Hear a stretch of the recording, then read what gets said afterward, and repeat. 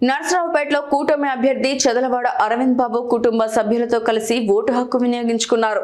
Narasaraopet NG హోంలో ఎన్నికల కేంద్రాన్ని పరిశీలించారు. ప్రజలందరూ విఘ్నతతో ఓటు వేసి మంచి నాయకుడిని ఎన్నుకోవాలని పిలుపునిచ్చారు.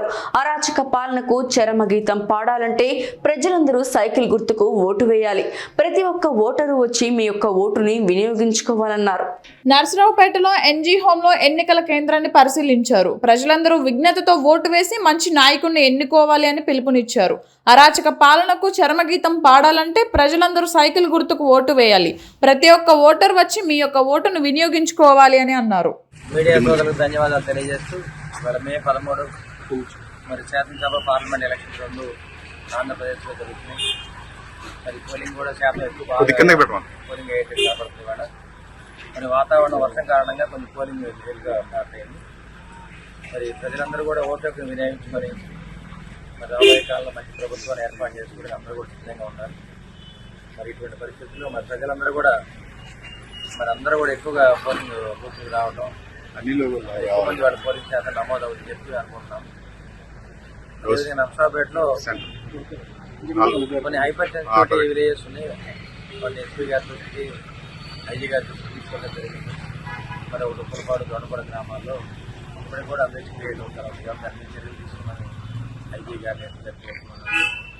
మరి ఎన్నోసార్లు మేము చెప్పడం జరిగింది. ఇవన్నీ కూడా YCP dominated village, they are creating unrest in the village. ఇవాళ వైసీపీ ఓడిపోతేనే భయంతో మరి అక్కడ గ్రామాల్లో కానీ కొన్ని బూతుల్లో అలజడి సృష్టిస్తున్నారు. కానీ ప్రజలు కానీ ఓటర్లు కానీ ఎవరు దీనికి భయపడలేదు. తప్పనిసరిగా వచ్చే ప్రభుత్వం ఉమ్మడి ప్రణాళిక ద్వారా వచ్చే ప్రభుత్వం టీడీపీ, జనసేన, బీజేపీ ప్రభుత్వం.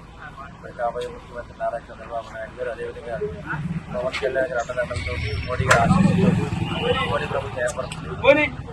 ఇవాళ ఎక్కడైతే మేము దగ్గరికి వెళ్ళాము పోలింగ్ బూత్ దగ్గర దాదాపు 10 మందిలో ఏడుగురు ఇవాళ ఓట్లు వేస్తున్నారు. తప్పనిసరిగా రాబోయే ప్రభుత్వం టీడీపీ, జనసేన, బీజేపీ ప్రభుత్వం. నర్సరావుపేటలో అరవింద్ బాబు మంచి మెజార్టీలో గెలవబోతున్నాడు, చెప్తున్నాడు. ముఖ్యంగా నేను పడిన కష్టంగా నష్టాలు నాకు ప్రజలు అన్నది తెలుపుతున్నాను.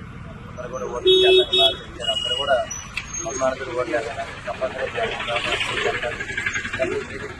ఎంపీగా పార్లమెంట్ పెట్టాలని